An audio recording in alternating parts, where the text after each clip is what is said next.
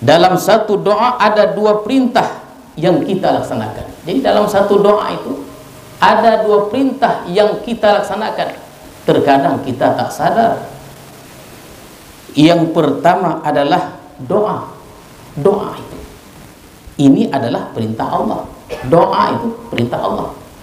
Yang kedua, isi dari doa itu, ini pun perintah Allah. Jadi ada dua.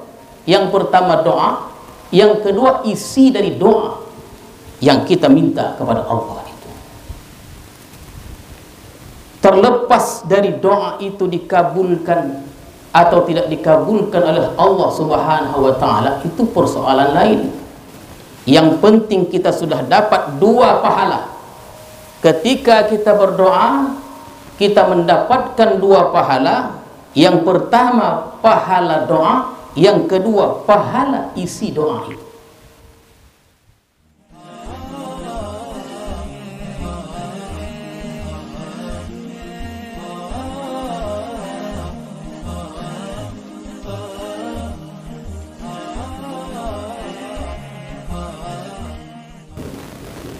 Al-Fatihah.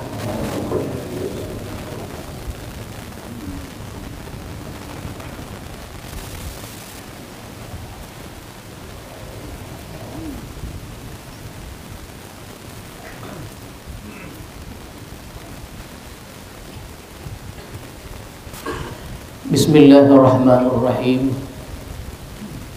Assalamualaikum warahmatullahi wabarakatuh.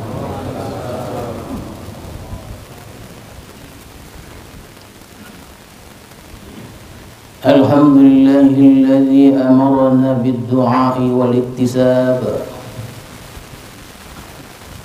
wa wa'adana bil-ijabati wal-husuli wath-thawab. Ashhadu an la ilaha illallah wahdahu la syarika lahul wahhab. Wa ashhadu anna sayyidana wa maulana Muhammadan abduhu wa rasuluhu al-awwab. Allahumma salli wa sallim ala sayyidina Muhammadin manba'il adab wa ala alihi wa sahbihi wa zurriyatihi wa atba'ihi ila yaumil hisab. Amma ba'd. Yang saya hormati tuan-tuan para khalifah, para asatidz, para alim ulama, hadirin hadirat serta para tetamu sekalian yang datang dari jauh maupun yang datang dari dekat. Alhamdulillah, marilah kita bersyukur kepada Allah Subhanahu wa taala yang telah melimpahkan rahmat dan hidayahnya kepada kita semua. Salawat dan salam kita ucapkan dan kita sampaikan kepada Rasulullah sallallahu alaihi wasallam beserta keluarga, para sahabat dan para pengikut-pengikut beliau. Mudah-mudahan hadirin sekalian kita mendapat syafaat Rasulullah di hari kemudian nanti. Amin.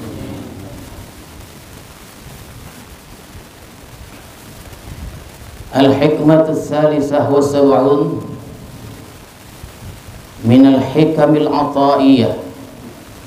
Qala al-imam al-arif billah Ahmad ibn Athaillah Sakandari rahimahullah wa nafa'ana bi ulumi.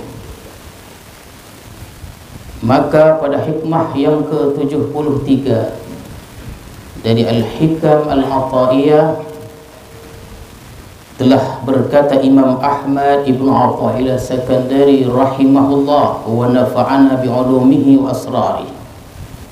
Kata beliau, khairu ma tatlubuhu minhu ma huwa talibuhu minka. Bermula paling baik sesuatu yang kamu tuntut, sesuatu itu daripada Allah ialah sesuatu yang mana Allah menuntutnya daripada engkau.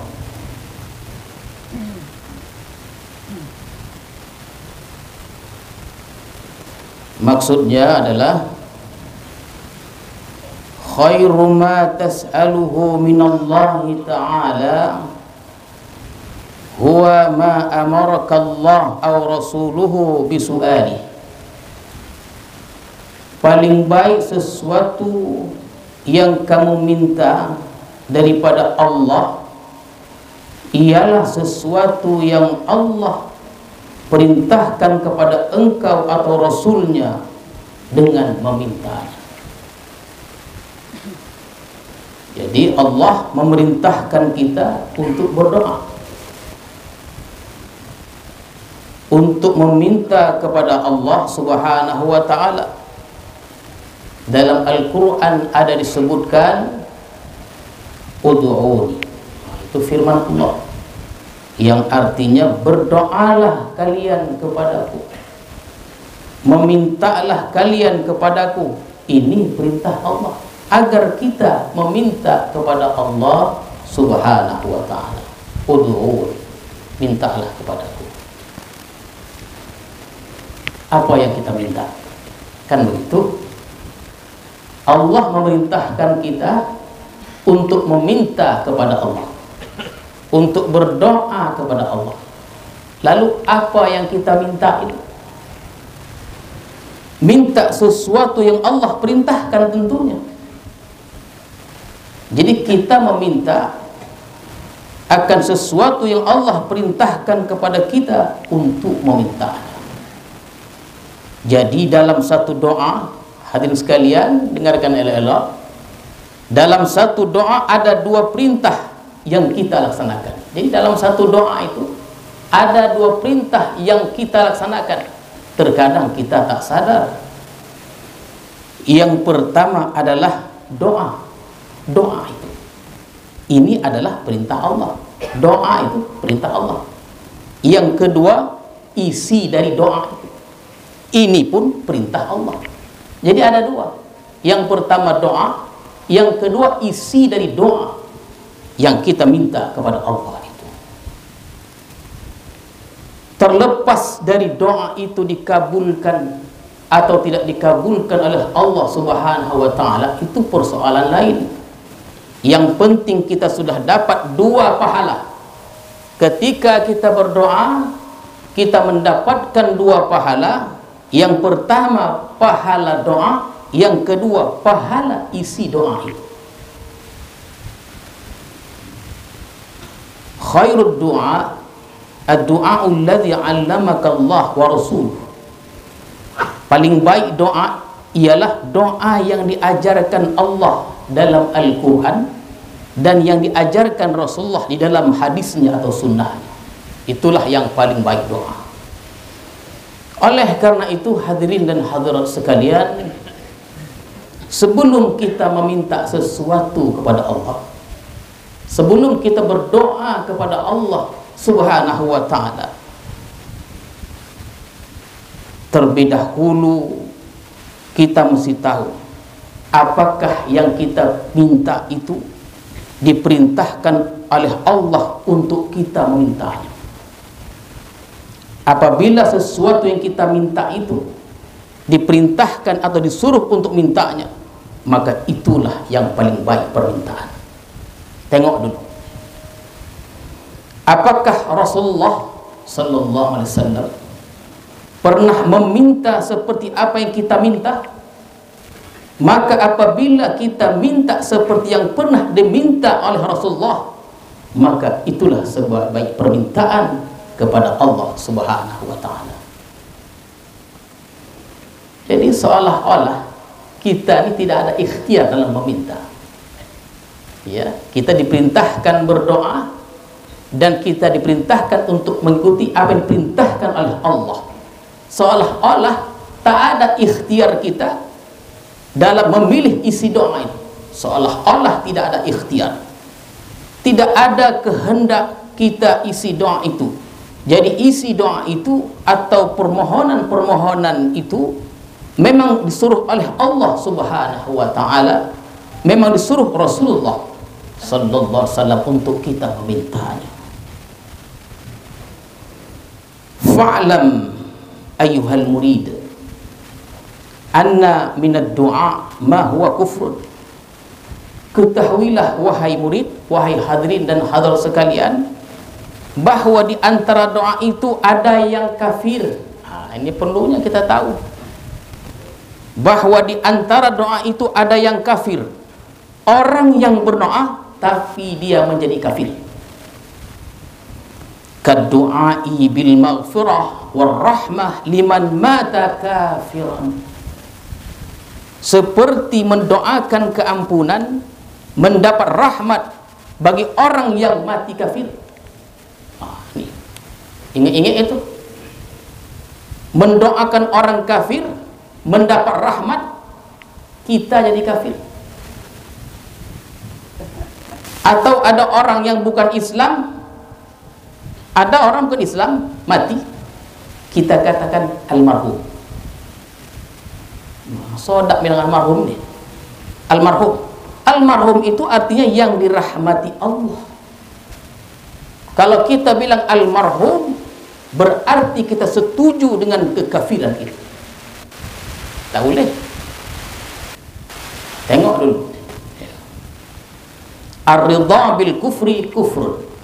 Ridha dengan kekafiran itu adalah kafir. Ar-ridha bil kufri kufrun. Bila kita sudah yakin bahwa yang mati itu kafir, maka jangan sekali-kali kita menyebut almarhum. Almarhum kita, almarhum dan almarhumah, atau semoga dirahmati. Itu kalau kita bilang almarhum fulan bin fulan, itu semoga dirahmati, itu dari kalimat rahimah. Karena kalau kita tahu, maka kita menjadi kafir. Ya. Wa minhu ma huwa haram. Dan perlu kita ketahui pula, hadirin sekalian, di antara doa itu ada yang haram.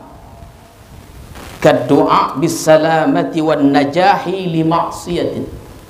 Mendoakan sukses bagi sesuatu kemaksiatan. Haram. Jadi doa seperti ini bukan jadi pahala, sebaliknya menjadi haram, karena kita mendoakan keselamatan, kesuksesan bagi kemaksiatan. Contoh, mungkin di kampung kita atau di kampung orang lain ada acara maksiat, ya, keyboard contohnya lah, keyboard. Kalau keyboard itu dia sudah melanggar hukum syarak. Contohnya, terkadang terdengar berita setelah keyboard itu sampai jam 11, jam 12 malam, sehelai bonang pun tak ada melokek di badan itu. Ini ada berita begitu. Itu kita tahu acara itu akan dianjurkan, dilaksanakan malam. Berdoa kita, ya Allah, mudahkanlah urusan itu supaya aku bisa menengoknya. Payah bonai. Itu haram. Tak boleh kita. Atau kita membuat lamaran, dan lamaran itu kita hantar ke pabrik tempat pembuatan arak. Ya Allah, mudahkan urusanku ini, luluskan aku. Itu haram hukumnya. Banyak kocok lain lagi. Walaupun lulus kita dan banyak gaji kita, itu Allah tidak ridha kepada kita. Tak ada gaji atau sikit gaji kita diridhai, itulah yang kita pilih. Autuli umur li fasiqin, atau mendoakan panjang umur bagi orang fasik. Ini kita tengok tuh yang ulang tahun siapa. Jangan asal pergi aja. Ini kita payah, kita berinteraksi, kita tengok dulu. Kalau kita tahu ada orang fasik, lalu kita doakan untuk panjang umur, apalagi orang kafir, ulang tahun kita doakan, ini artinya kita menghendaki Allah dimaksiati. Ya begitu dia. Artinya kita menghendaki Allah itu dimaksiati, dan makin lama makin ditantang. Setuju kita. Wa minhuma huwa makruh. Di antara doa itu ada yang makruh. Ka qaulil a'rabi, Allahumma arhamni wa Muhammadan wa la tarham ma'ana abadan. Seorang A'rabi, orang dusun, berdoa dan Nabi kita mendengar doanya itu. Apa bunyinya? Ya Allah, sayangilah aku dan Nabi Muhammad dan jangan disayangi yang lainnya. Oh, nak dia aja. Ini namanya membatasi rahmat Allah. Rahmat Allah itu tidak ada batas, dan model doa seperti tidak boleh, makruh hukumnya. Wa kayyas'alallah ma la ya'lam khairahu wa syarrahu fil aqibah. Seperti dia meminta, seperti dia berdoa kepada Allah sesuatu yang dia tidak tahu baik dan jahatnya di kemudian hari. Inilah yang paling banyak kita buat. Itu makruh hukumnya. Contoh, ini paling banyak nih. Tolong doakan supaya aku lulus PNS. Itu dia. Tolong doakan aku lulus PNS. Tolong doakan aku pindah jabatan dan lain-lainnya. Itu hukumnya makruh. Karena kalau diluluskan, lulus kita menjadi PNS, pegawai negeri itu kan, PNS itu. Kalau lulus pegawai negeri, belum tentu kerja itu membawa kebaikan kepadanya. Belum tentu. Apa yang kita minta tuh, yang kita tak tahu pada kemudian hari, apakah dia baik atau tidak. Atau kita, ya Allah panjangkan umur. Wah, ini makruh juga. Sebab kita tak tahu kalau dipanjangkan Allah umur kita, apakah kita menjadi orang baik atau tidak, kita pun tak tahu. Nanti kita jelaskan ini ya, model doa seperti ini. Itu makruh ya. Dan misal-misal yang lainnya. Wa minhuma huwa ma'mur. Wa minhuma huwa ma'mur. Dan sebahagian doa lagi ada yang diperintah. Inilah yang kita bicarakan pada hikmah yang ke-73 ini. Wa minhuma huwa ma'mur. Inilah maksud hikmah yang sedang kita bicarakan ini. Hikmah yang ke-73, yaitu berdoalah engkau dengan doa yang diperintah oleh Allah Subhanahu wa taala atau yang diajarkan oleh Allah dan Rasulullah sallallahu alaihi wasallam. Dan ini banyak, apa-apa yang diperintahkan oleh Allah banyak dalam Al-Qur'anul Karim. Contoh, kita contohkan satu persatu model doa dan olahlah doa itu. Kad-du'a bi ufranidz dzunub, seperti minta diampunkan dosa. Ini perintah Allah. Sudahlah doa itu perintah, isinya pun diperintahkan oleh Allah Subhanahu wa taala. Iko asal berdoa minta panjang umur aja, udah tahu dah pasti itu doanya. Doa ini bi ghufranid dzunub, doa ini adalah perintah Allah, dan Allah banyak menyuruh kita dalam Al-Qur'an untuk meminta ampun kepada Allah. Perkara diampuni dosa itu atau tidak, itu lain soalnya. Yang penting apabila kita berdoa, ya Allah ampunilah dosa-dosaku, kita sudah dapat 2 pahala. Doa macam gitu tuh, ya Allah ampunilah dosaku, dapat 2 pahala. Pahala apa? Yang pertama pahala meminta, yang kedua isi doa itu.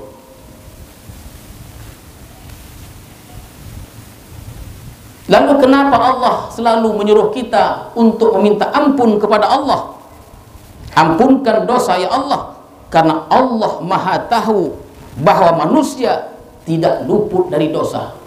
Al-insan mahalul khata' wa nisyan. Manusia itu tempat dosa dan salah. Ya, baik di pasar, di rumah, di musholla, di masjid, di jalan dan lain-lainnya. Jangan kita meminta selamatkan aku dari dosa. Allahumma a'simni minadz-dzunub. Ada doa seperti itu. Terkadang orang tak sadar dia. Artinya Allahumma a'simni minadz-dzunub, ya Allah, peliharalah hamba dari dosa. Doa ini tidak boleh diminta kepada Allah. Kenapa? Karena maksum dari dosa ini hanya untuk Nabi, bukan untuk manusia. Untuk Nabi, Allahumma a'simni minadz-dzunub. Kalau doa kita, ya Allah, ampunilah aku dari dosa-dosa. Dan karena kita ini tidak lepas dari dosa dan kesalahan-kesalahan. Ya, dalam Quran itu kan banyak. Rabbana ighfir lana wa qur rabbi fir, ya, al-ighfir. Atau Nabi Adam alaihissalam, Rabbana zalamna anfusana wa illam taghfir lana wa tarhamna lanakunanna minal khasirin. Itu dia, itu perintah Allah. Doa seperti inilah doa yang paling tepat, karena Allah menyuruh kita seperti ini. Ya, Allah menyuruh kita meminta doa seperti ini. Itu yang pertama, doa minta diampunkan dosa, diperintahkan oleh Allah. Yang kedua, wa ilmin nafi', minta ilmu kepada Allah. Allah menyuruh kita minta ilmu, karena ilmu itu luas, tiada yang meliputinya. Ilmu itu luas. Walaupun kita sudah profesor, kita sudah dokter dan lain-lainnya, guru besar, ilmu itu tidak bertepi. Semakin dikaji ilmu itu, semakin dalamlah ilmu itu. Ya, ilmu ini sangatlah luas. Dia tidak ada tepinya. Allah berfirman, wa qur rabbi zidni ilma. Ya, wa qur rabbi zidni ilma. Katakanlah, ya Allah, tambahkan kepadaku ilmu. Zidni ilma. Tentu ilmu yang bermanfaat, yang membawa kita selamat dunia dan akhirat. Nah, jadi seperti kita ini kan kita dalam perjalanan kita sudah jelaskan, sudah terangkan ketika tuan-tuan ini berjalan dari rumah, dibentangkan permadani, dipayung oleh Allah Subhanahu wa taala melalui malaikat-malaikat berpahala. Ini mati dalam keadaan menuntut ilmu seperti ini nih, besarlah pahalanya. Mudah-mudahan diterima Allah. Amin. Yang ketiga, wa amalin maqbulin, minta supaya amal ibadah diterima oleh Allah Subhanahu wa taala. Mintalah supaya amal itu diterima, karena banyak amal-amal hamba itu ditolak oleh Allah Subhanahu wa taala. Itulah perlunya ilmu tadi. Banyak orang menyangka telah beribadah kepada Allah, padahal mendurhakai Allah Subhanahu wa taala. Disangkanya dia sudah beribadah 5 tahun, 10 tahun, 20 tahun. Ternyata 20 tahun itu tidaklah dia beribadah, tapi mendurhakai Allah Subhanahu wa taala. Ibadah ini landasannya ilmu. Tidak boleh kita sama dalam beribadah, mesti tahu mana yang haram, mana yang wajib, mana yang sunnah, mana yang mubah, mana yang makruh. Dalam beribadah tidak boleh sama, mesti jelas dia, supaya amal kita diterima oleh Allah Subhanahu wa taala. Jadi minta, ya Allah, terimalah amal ibadah hamba. Ini sesuai dengan perintah Allah dan Rasulnya. Apa kata Allah? Rabbana taqabbal minna innaka antas samiul alim. Ya Allah, terimalah amal ibadah kami. Ya, terimalah amal ibadah kami. Kan selalu saya ceritakan kepada tuan-tuan dan hadirin sekalian, sembahyang sunnah subuh itu, ya kan, sembahyang sunnah subuh itu pahalanya adalah dunia dengan segala isinya. 2 rakaat 5 menit kita sembahyang sunat subuh itu, pahalanya dunia dengan segala isinya. Itu kalau sembahyang diterima. Kalau tidak diterima, tak can. Itu yang diterima. Oh, sembahyanglah dia 2 rakaat, sembahyang 2 rakaat sunat subuh ini dunia dan segala isinya, berhiyo-hiyo lah sembahyang. Mesti kita tahu itu sembahyang yang diterima.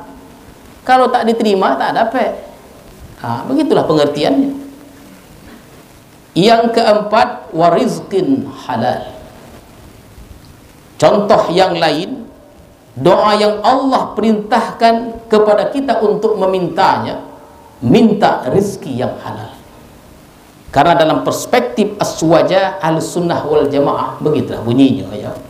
Al-sunnah wal jamaah, bahwa rezeki, konsep rezeki ini hadirin sekalian, ini konsep aswaja ya, aswajat al-sunnah wal jamaah. Rezeki itu yashmalul halala wal haram. Wah, ini dia. Rezeki itu mencakup halal dan haram. Oleh itu kita disuruh minta rezeki yang halal, jangan minta rezeki aja. Banyak orang dapat duit, banyak orang dapat duit, itu artinya banyak rezekinya, banyak duit dia, banyak jokinya, tapi joki haram. Tak apa, karena rezeki itu dua, halal dan haram. Oleh karena itu minta yang halal. Oh, banyak joki dia, banyak lah. Kau jadi pabrik arak,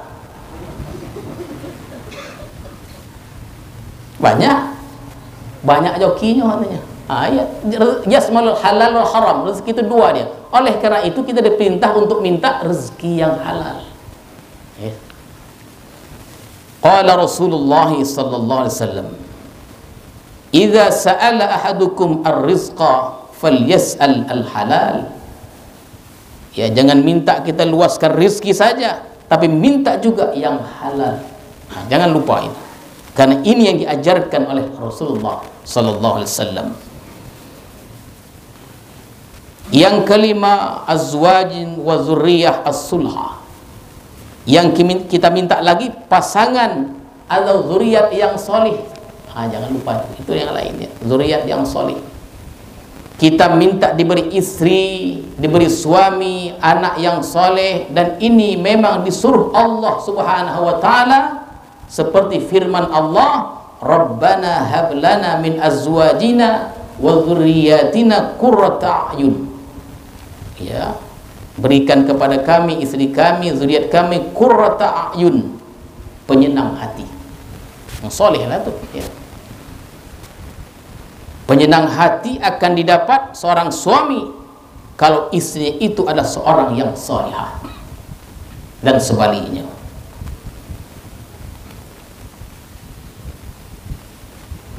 Yang keenam, an-nasru 'ala zalimin. Minta pertolongan atas orang zalim. Ya, minta pertolongan atas orang yang zalim. Jadi minta pertolongan kepada Allah kepada orang-orang yang berbuat zalim. Siapa orang-orang zalim yang dimaksud itu? Yang pertama ya, orang zalim yang dimaksud itu adalah iblis wa junuduh. Iblis dan pasukannya itu adalah orang yang ingin mencelakakan kita, yang tidak ada akhirnya. Itu orang zalim. Kita minta tolong kepada Allah Subhanahu wa taala supaya bisa menang menghadapi iblis dan pasukan-pasukannya. Ya, mereka yang zalim, mereka akan mencelakai kita dengan cara apapun. Segala cara dihalalkan untuk mencelakai kita. Itu yang pertama, iblis wa junuduh. Yang kedua, orang zalim itu adalah al-kafir. Ya, al-kafir. Yang lain adalah orang-orang kafir yang mana mereka berusaha menghancurkan umat Islam. Itulah orang kafir. Dan kita minta ditolong untuk menghadapi mereka.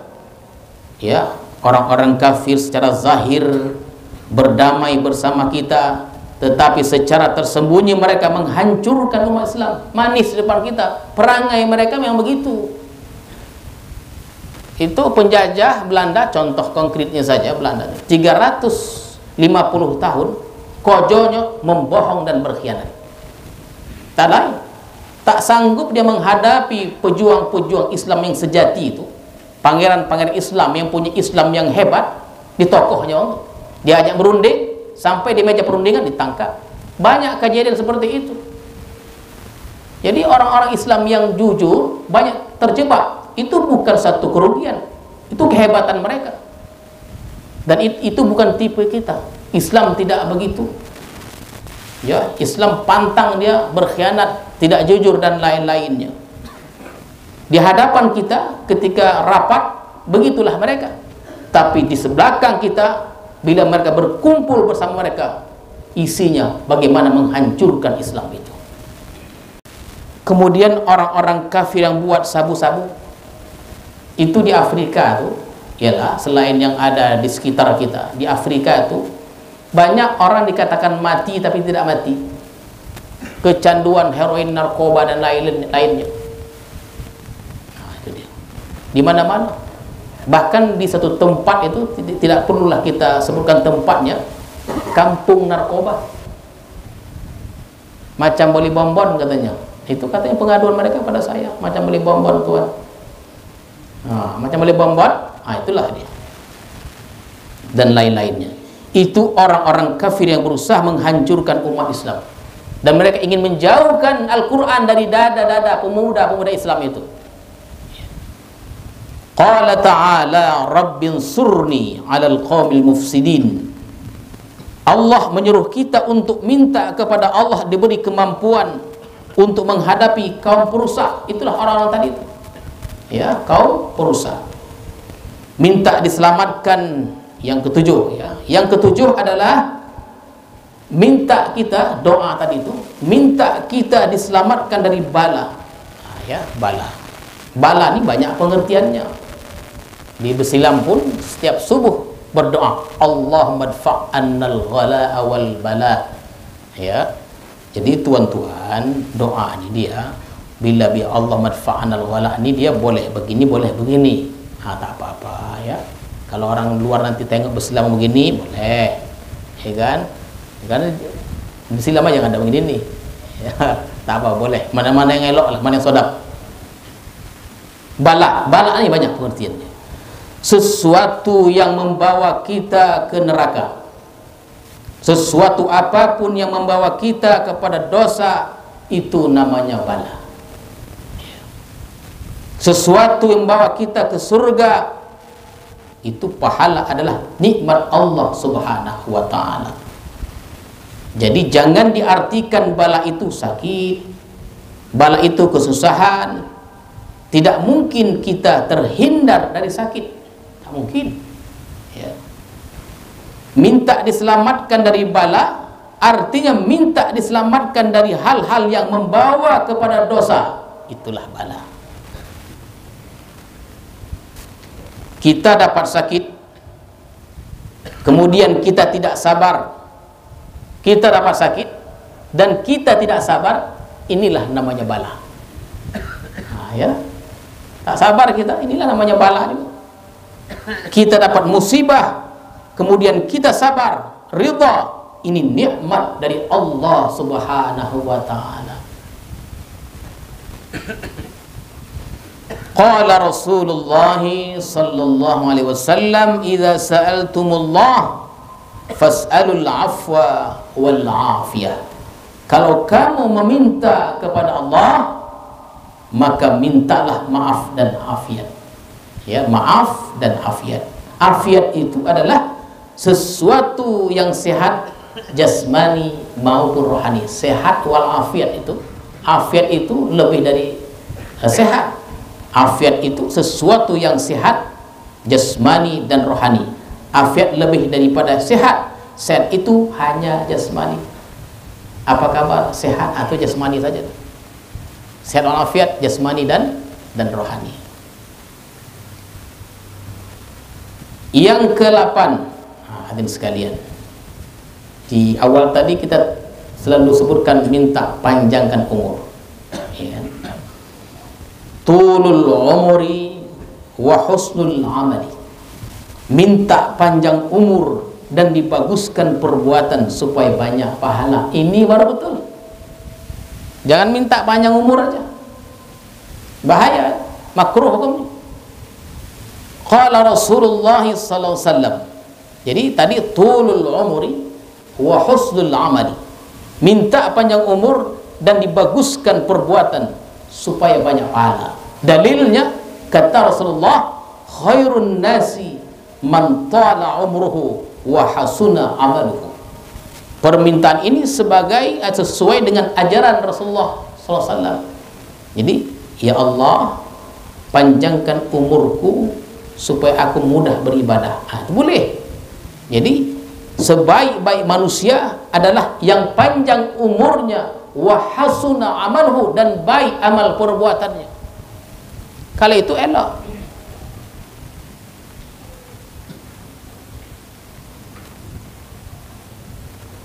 Yang ke-9, wa husnul khatimah. Ya. Contoh yang ke-9 yang diperintahkan kepada kita untuk meminta kepada Allah adalah mati dalam keadaan membawa iman. Dengarkan elok-elok ini ya, supaya tidak salah faham. Karena selalu kita mendengar husnul khatimah ini. Dan kita diperintahkan untuk meminta ini.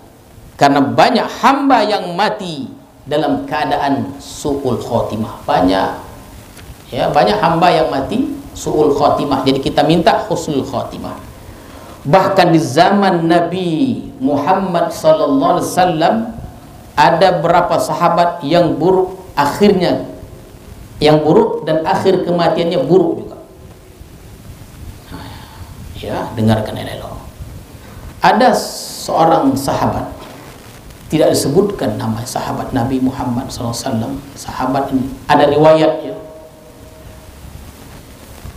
Beliau ini hebat dalam perang.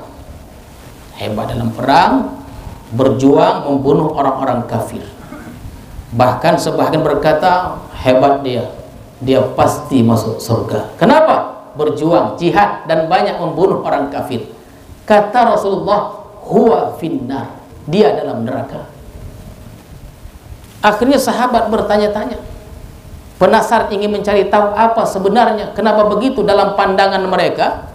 Sahabat ini hebat, tentulah masuk surga, tapi kata Rasulullah, huwa finnar, dia masuk neraka.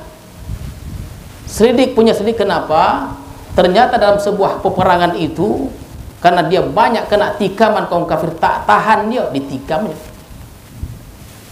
tak tahan penderitaan ditikamnya dirinya sendiri.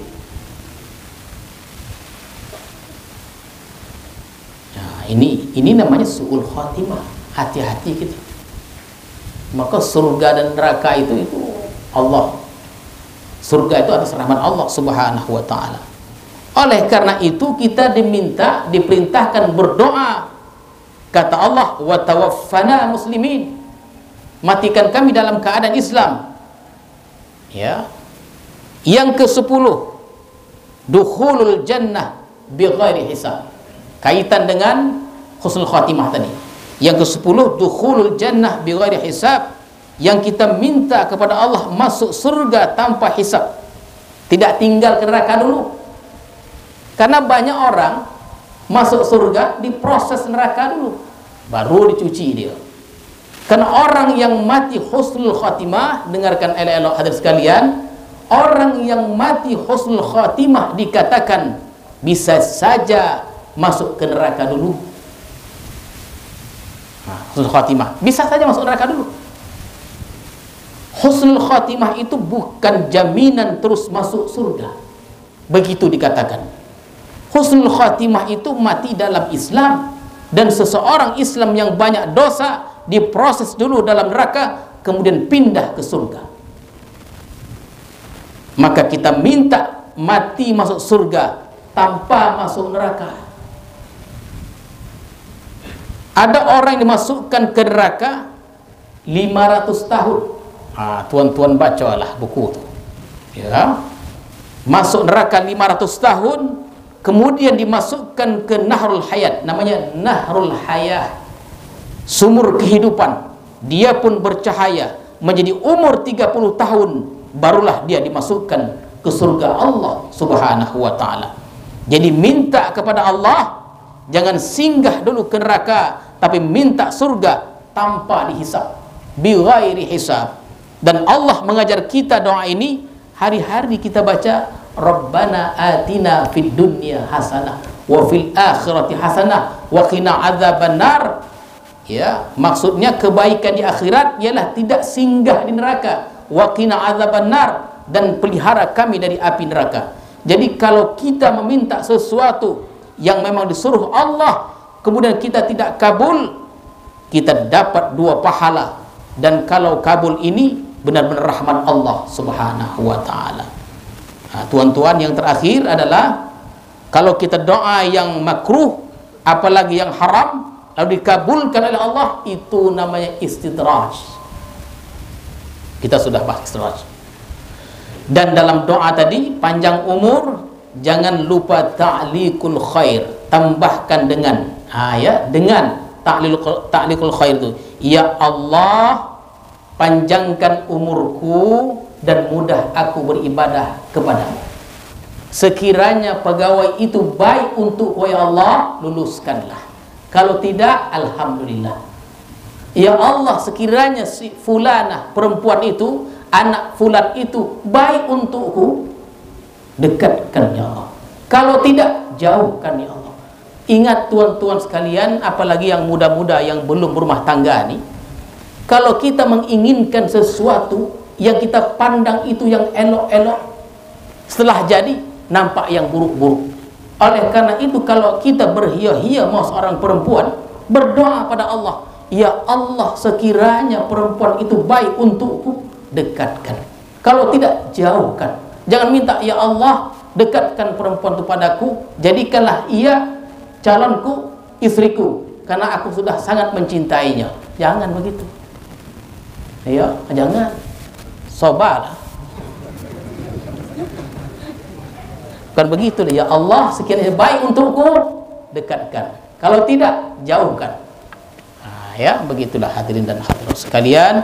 Mudah-mudahan ada manfaatnya. Semoga amal ibadah kita diterima oleh Allah Subhanahu wa taala. A'udzu billahi minasyaitonir rajim. Bismillahirrahmanirrahim. Allahumma zidna ilma warzuqna fahma warhikna bis-shalihin. Allahumma ij'al jam'ana hadza jam'an marhuma wa tafarruqana min ba'dihi tafarruqan ma'suma. Walhamdulillahi rabbil alamin. Assalamu alaikum warahmatullahi wabarakatuh.